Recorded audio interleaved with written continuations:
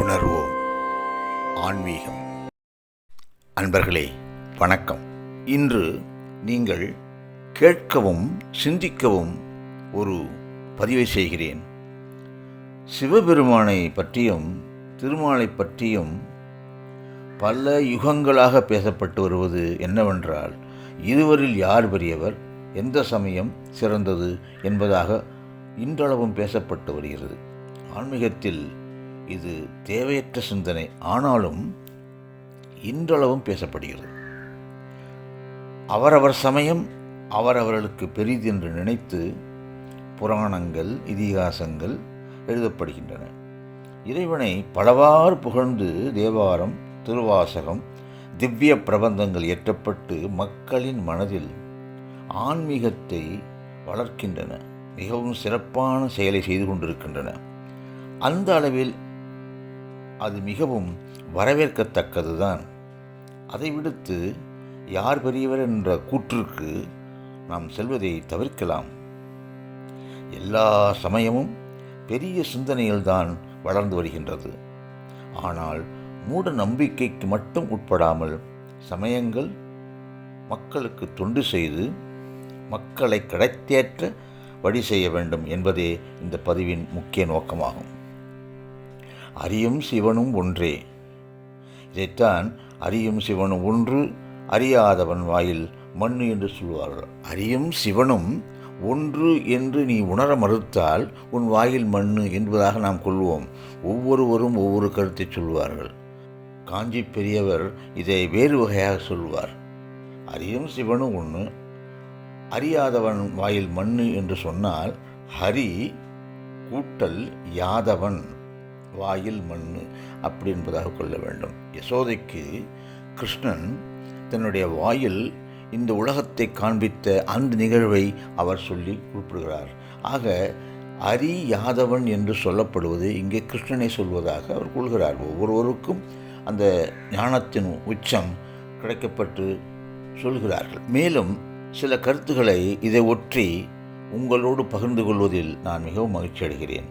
பஞ்சபாண்டவர்கள் எப்பொழுதும் கிருஷ்ணா கிருஷ்ணா என்று சொன்னாலும், கிருஷ்ணனையே சுற்றி சுற்றி வந்தாலும், அவர்கள் எப்பொழுதும் சிவபெருமானை பூஜை செய்த பிறகுதான் அன்றாட வேலைகளை செய்யத் தொடங்கினார்கள். அதிலும் அர்ஜுனன் மிக சிறந்த சிவபக்தன். அதை மகாபாரதம் நமக்கு தெளிவாக சொல்லியிருக்கிறது.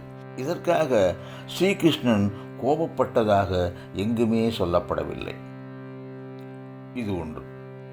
ராமாயணத்தில் ராவணனை கொன்ற அந்த பிரம்மஹத்தி தோஷம் போக ராமன் சிவபெருமானை நோக்கி ராமேஸ்வரத்தில் சிவலிங்க பூஜை செய்தார் என்று நாம் அனைவரும் அறிவோம். ஆனாலும் சைவ வைணவ ஒற்றுமை தளர்ந்துதான் காணப்படுகிறது. நண்பர்களே, அந்த ஒற்றுமை நெருக்கமாக இருந்தால் ஆன்மீகம் மக்களுக்கு நல்ல முறையில் அறியப்படும். சிவபெருமான் பார்வதியின் வேண்டுகோளுக்கு இணங்க சங்கர நாராயணன் திருவுருவம் கொண்டார். சங்கர நாராயணன் திருவுருவத்தை பார்த்தீர்களே ஆனால் சிவபெருமானும் திருமாலும் ஒன்றுதான் என்பது உங்களால் அறியப்படும். தமிழிலே சிலேடை பாடல்கள் என்ற ஒரு வகை உண்டு. அந்த ஒரு பாடலை எடுத்து இன்று நாம் பார்ப்போம். அது எப்படி கிருஷ்ணனையும் சிவபெருமானையும் ஒன்றிணைத்து பாடுகிறது என்பதை சற்று கவனியுங்கள். சாரங்க பாணியர் அஞ்சம் கரத்தார் கஞ்சனை முன்னோர் அங்கம் கொய்த உகிர்வாளர் பாரங்கும் ஏத்திடும் மையாகர் இவர் உம்மை இனிதா எப்பொழுதும் காத்திடுவான்கான் என்ற இந்த பாடல் முதலில் கிருஷ்ணனுக்கு ஒப்பிட்டு பார்ப்போம். சாரங்கபாணியர் என்றால் சாரங்கம் என்ற வில்லை கையில் ஏந்தியவன, அஞ்சம் கரத்தார் தாமரை போன்ற திருக்கரத்தை உடையவனும், கஞ்சனை கம்சனை முன்னோர் அங்கம் கொய்த முன்னொரு காலத்தில் உடலை கிழித்த உகிர்வாளர் நகத்தை கொண்டவர், பாரங்கும் ஏத்திடும் உலகெல்லாம் துதிக்கப்படுபவரும், மையாகர், கரிய திருமேனியை உடையவர். இவர் உம்மை, இந்த பொருள் அல்லது இந்த பெருமாள் உன்னை இனிதாய் எப்பொழுதும் காத்திடுவான் கான், நல்ல முறையில் காத்திடுவான் என்று காண்பாயாக என்று சொல்லப்படுகிறது. இதை சிவனுக்கு ஒப்பிடுகையில் சாரங்கபாணியர், சாரங்கம் என்ற ஒரு சொல்லுக்கு வில்லும் ஒரு பொருளும் மான் என்ற ஒரு பொருளும் உள்ளது. ஆக சிவனை ஒப்பிடுகையில் சாரங்கபாணியர் என்றால் மான் ஏந்திய திருக்கரத்தை உடையவரே.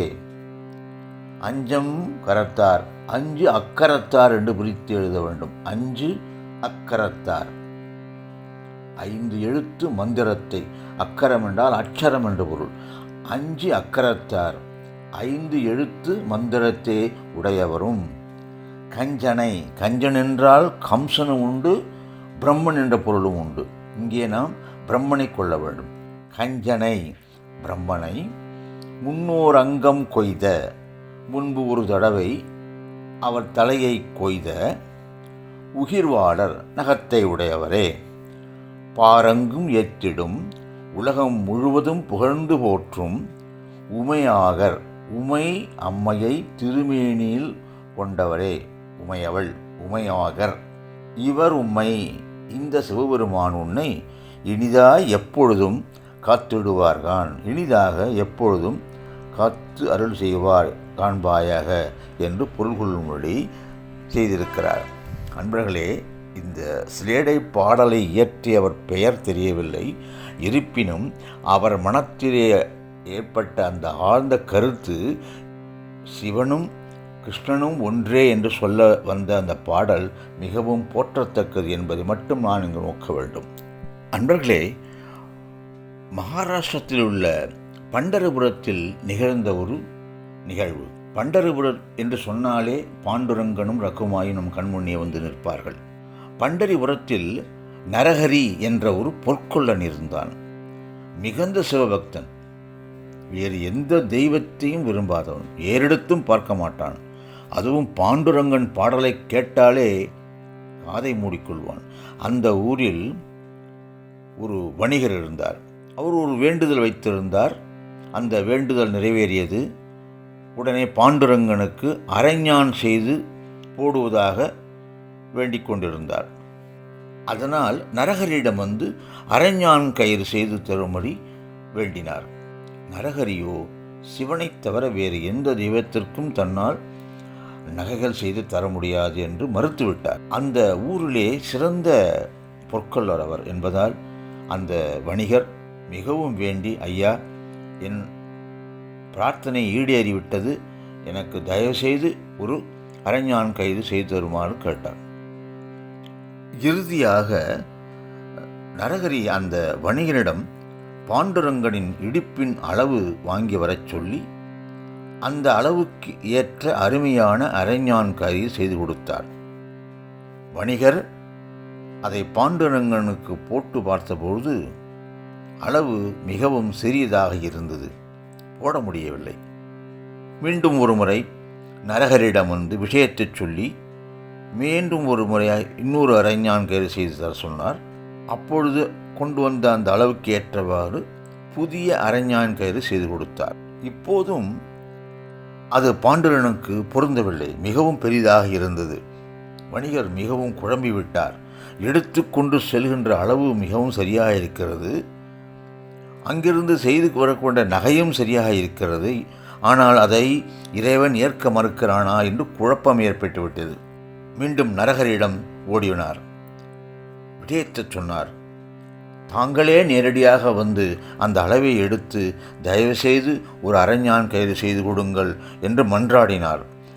நரஹரியோ வரமாட்டேன், சிவபெருமான் கோவிலை தவிர எந்த கோயிலுக்கு வரமாட்டேன் என்று மறுத்துவிட்டு வணிகரின் நிலைமை புரிந்து கொண்டு பிறகு தன்னுடைய கண்ணை கட்டிவிட்டு அந்த கோயிலுக்கு அழைத்து செல்ல ஒப்புக்கொள்கிறார்.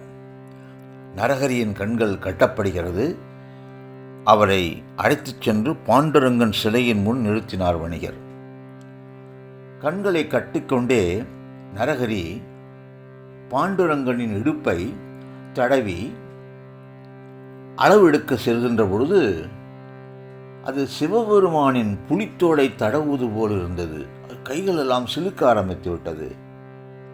பிறகு அங்கங்களை தடவ திரிசூலம், உடுக்கை, சடாமுடி, ருத்ராக்கம் தட்டுப்படுகிறது.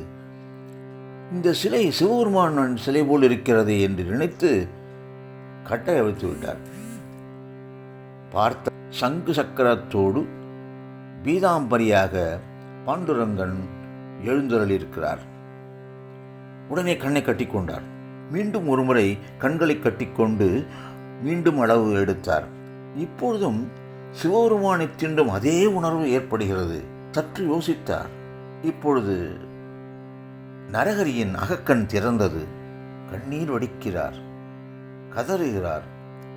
சிவனும் தானும் ஒன்றுதான் என்பதை உணர்த்த பாண்டுரங்கன் செய்த லீலை இது என்று எண்ணி அந்த கணமுதல் பாண்டுரங்கனும் பரமசிவனும் ஒன்றே என்று வணங்கத் தொடங்கினார். ஆம், அரியும் சிவனும் ஒன்றே, உணர்வோம் ஆன்மீகம் என்று சொல்லி இந்த அளவில் முடிக்கின்றேன்.